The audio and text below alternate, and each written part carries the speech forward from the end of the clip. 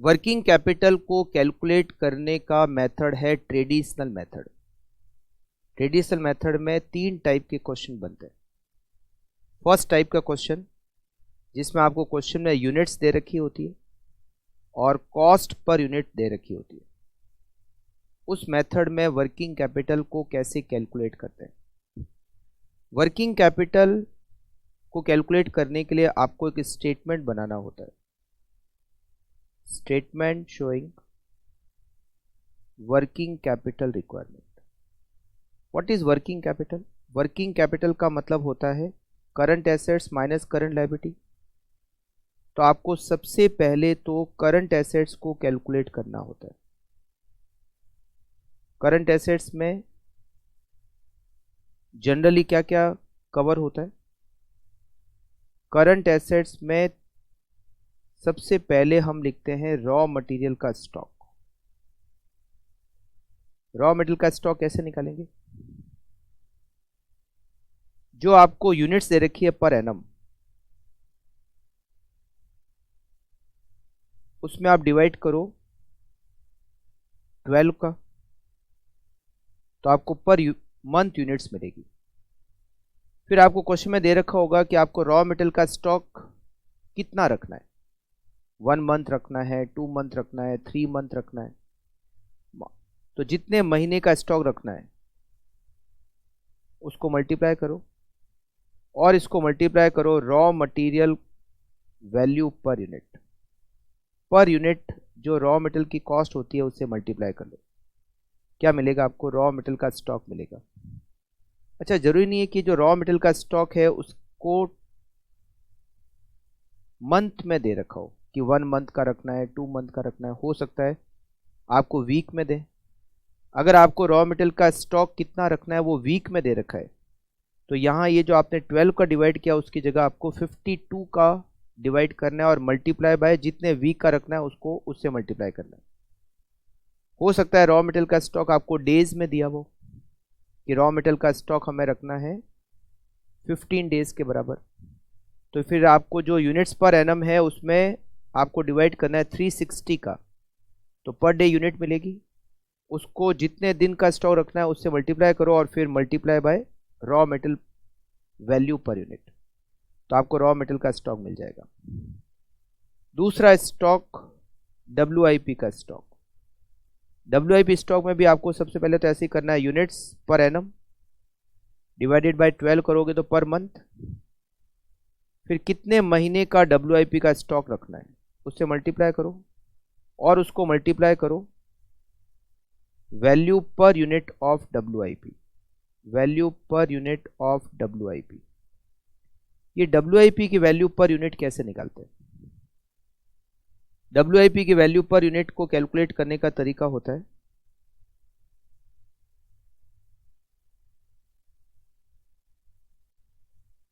उसमें material per unit कितना है, उसमें लेबर पर यूनिट कितना है और उसमें फैक्ट्री ओवरहेड पर यूनिट कितना है। अब ये कैसे निकालते हैं? अगर क्वेश्चन में कुछ भी नहीं दिखा हुआ हो तो हम ये मानते हैं कि उसमें मटेरियल पर यूनिट 100% है, लेबर पर यूनिट 50% है और ओवरहेड पर यूनिट 50% है। तो जैसे मान लो आपको क्वेश्चन में दिया हुआ है material per unit 40, labour per unit 20 और ओवरहेड पर यूनिट 10। तो आपको क्या करना है? 40 तो पूरा लेना है, 20 का हाफ लेना है 10 और 10 का हाफ लेना है 5। तो वैल्यू पर यूनिट हो जाएगी 55। बट अगर आपको क्वेश्चन में परसेंटेज दे रखे अलग से, मान लो जैसे क्वेश्चन में लिखा हुआ है कि WIP में मटेरियल 100%, लेबर 70% और ओवरहेड 60%, मान लो ऐसा दिया हुआ है, तो फिर 40 रुपीज़ मटीरियल 100%, लेबर 20 का 70% लेना है 14 रुपीज़ और ओवरहेड 10 का 60% लेना है 6 रुपीज़। तो ये हो जाएगा 60 रुपीज़ पर यूनिट। इस तरह से वैल्यू पर यूनिट निकाल दिया। अगर ओवरहेड में डेप्रीसिएशन इंक्लूडेड है तो डेप्रीसिएशन को हटा के आपको उसका परसेंटेज करना पड़ेगा। जैसे मान लो दिया हुआ है कि ये जो 10 रुपये ओवरहेड है इसमें 4 रुपये डेप्रीसिएशन के इंक्लूडेड है, तो 10 में से पहले 4 हटा दो, रिमेनिंग कितना बचा 6। फिर 6 का वो परसेंटेज करो, 50% या 60% जो भी करना है वो डेप्रीसिएशन हटाने के बाद करना है। तो इससे आपको मिलेगी value per unit of WIP।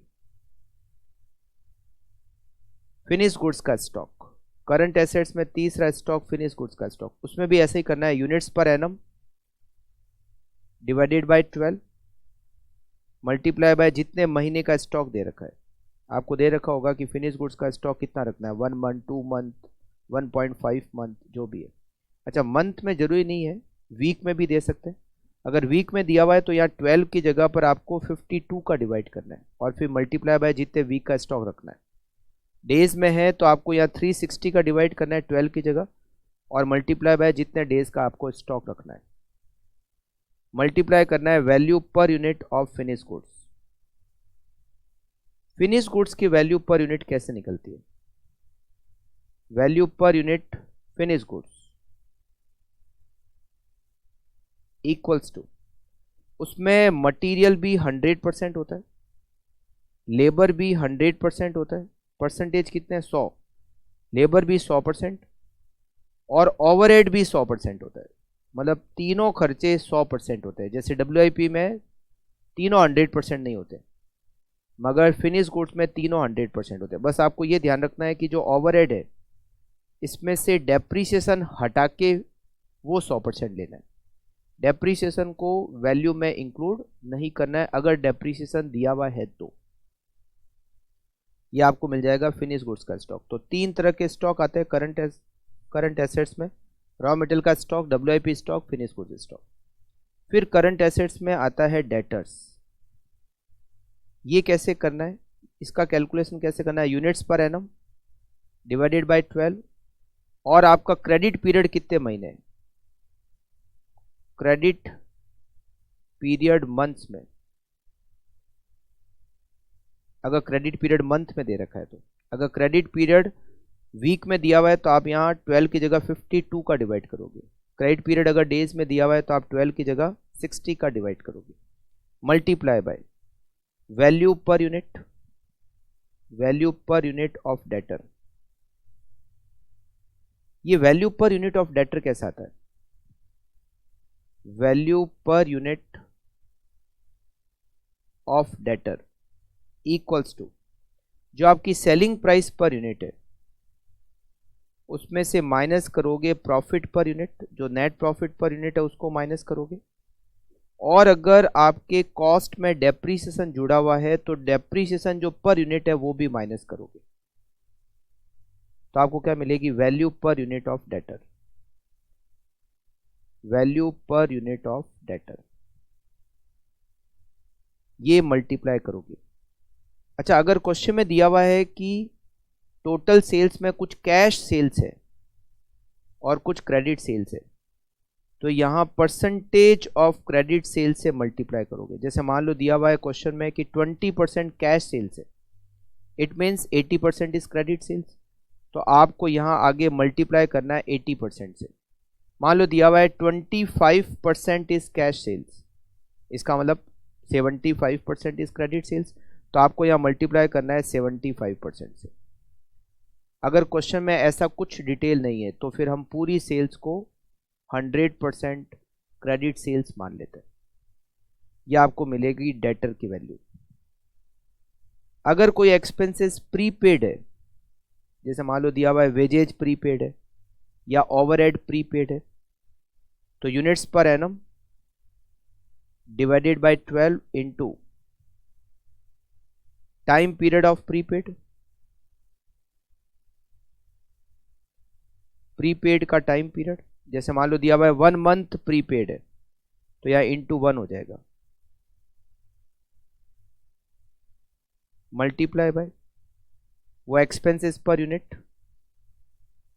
कैसे, जैसे मान लो दिया हुआ है कि वेजेज 1 मंथ का प्रीपेड है तो कैसे करेंगे? जो 1 साल की यूनिट है, मान लो 1 साल की यूनिट है 1,20,000 डिवाइडेड बाई 12 इंटू 1 महीने का प्रीपेड है तो इंटू 1, और मान लो वेजेज पर यूनिट 20 रुपीज़ होता है तो मल्टीप्लाई बाय 20। इस तरह से प्रीपेड एक्सपेंसेस को कैलकुलेट करोगे। फिर करंट एसेट्स में और आता है कैश। ये दे रखा होता है, कैश बैलेंस कितना रखना है दिया हुआ होता है, और ये आपकी बन जाती है total current assets, total A. फिर हमें कैलकुलेट करना होता है करंट लायबिलिटी को। Current liabilities equals to, current liabilities में मेन आता है क्रेडिटर्स, मतलब सप्लायर। सप्लायर किसके होते हैं? रॉ मेटेरियल के। कैसे कैलकुलेट करते हैं? यूनिट्स पर एनम लिखोगे divided by 12 into credit period, supplier से कितना क्रेडिट पीरियड मिलता है उससे मल्टीप्लाई करोगे, और raw material per unit, raw material per unit से उसको मल्टीप्लाई करोगे, क्योंकि क्रेडिटर किसके होते हैं? रॉ मटेरियल के होते हैं। जैसे मान लो दिया हुआ है क्रेडिट पीरियड सप्लायर से 2 मंथ का मिलता है, तो आप यूनिट्स पर एनम लिखोगे divided by 12 into 2 into 1 unit में रॉ मटेरियल की कॉस्ट, उससे मल्टीप्लाई करोगे तो आपको क्या मिल जाएंगे? क्रेडिटर्स मिल जाएंगे। आउटस्टैंडिंग एक्सपेंसेस, कोई खर्चा आउटस्टैंडिंग दिया हो सकता है, जैसे प्रीपेड है तो आउटस्टैंडिंग भी हो सकता है। तो जैसे प्रीपेड निकालते हैं वैसे आउटस्टैंडिंग निकालना है। Units per annum divided by 12 into time period, कितने टाइम का वो आउटस्टैंडिंग है, टाइम पीरियड आउटस्टैंडिंग का, multiply by expenses per unit. जैसे दे रखा है ओवरहेड आउटस्टैंडिंग है 2 मंथ, तो पहले तो यूनिट्स पर एनम लिखो आप, डिवाइडेड बाय 12 करो into 2 into overhead per unit कितना। अच्छा, बस ये ध्यान रखना कि अगर ओवरहेड प्रीपेड होता है या आउटस्टैंडिंग होता है तो ओवरहेड में डेप्रीसिएशन कभी भी प्रीपेड नहीं होगा या आउटस्टैंडिंग नहीं होगा। डेप्रीसिएशन को हटा के प्रीपेड या आउटस्टैंडिंग निकालना है। ओवरहेड अगर आउटस्टैंडिंग आता है या प्रीपेड आता है और ओवरहेड में डेप्रीसिएशन है तो डेप्रीसिएशन कभी भी प्रीपेड नहीं होगा या आउटस्टैंडिंग नहीं होगा, और ये आपका हो गया आउटस्टैंडिंग एक्सपेंसेस। फिर ये हो जाएगी आपकी टोटल बी, मतलब करंट लायबिलिटी की टोटल, और फिर ये निकल जाएगा working capital, working capital A minus B. अगर आपको कहते हैं क्वेश्चन में सेफ्टी मार्जिन देना है, सेफ्टी मार्जिन रखना है, तो इसमें सेफ्टी मार्जिन ऐड कर दो। जैसे मान लो लिखा हुआ है क्वेश्चन में कि 10% इज सेफ्टी मार्जिन, या फिर लिखा हुआ है 10% इज प्रोविजन फॉर कॉन्टीजेंसी, तो जो वर्किंग कैपिटल आपने निकाली है ए माइनस बी करके, उसी का 10% यहाँ आपको लिखना है, और ये आपका जो 10% ऐड करने, सेफ्टी मार्जिन ऐड करने के बाद जो आंसर आएगा, it is your final answer of working capital. ठीक है। अच्छा, इसमें एक और कभी कभार पॉइंट आता है, वो आता है टंडन कमेटी का। टंडन कमेटी, टंडन कमेटी ने वर्किंग कैपिटल के लिए बैंक कितना लोन देगी उसके लिए 3 मेथड सजेस्ट किए थे। मेथड फर्स्ट, मेथड सेकंड और मेथड थर्ड। क्या था फर्स्ट मेथड में?